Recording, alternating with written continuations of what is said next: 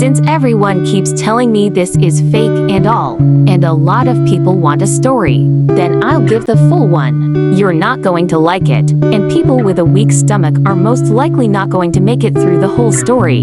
And anyone who has issues hearing about essay or thinks it's good to hate on people for it should just scroll, because it's not funny, nor will it ever be to tell someone they are lying about what they have been through. If you want people to continue to come to you or trust you, then you should stop telling people that their trauma was fake or that it was their fault.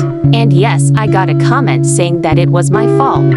You don't even know how much it hurt to see that on a trauma story such as this. No 3-year-old deserves that. Story. On January 4th, 2013, I was sleeping when my biological father came and woke me up and told me to put on this dress he picked out for me. When I asked him why, he told me that he was taking me to his parents' house and that I need to hurry. When I got dressed, I remember that I kept getting so excited because I was going to my grandparents' house. But when we walked down the dirt road to go over there, my father took me behind their house. Before I continue, I want everyone to know that my grandparents knew. They even covered for their son, no matter who it hurt. When he took my behind their house, he told me to take my dress off.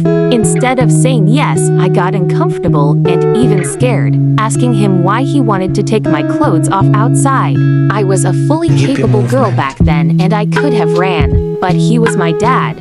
I really trusted him and thought I could tell him anything or be around him when I was scared. But then he grabbed me and pulled my dress off.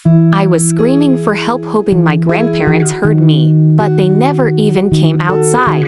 He pushed me onto the ground and barely got inside before I kicked him in his soft spot. He dropped me and he knew he couldn't hit me because if my mom saw marks, she would immediately shoot him dead. Unfortunately, my mom was up the road, which was so far up that my house looked like a speck in the distance.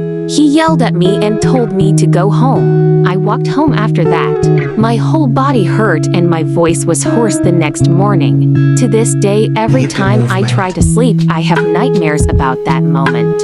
I didn't get the worst of what some people got, but I still was scared and alone. Nobody deserves that, especially a 3-year-old.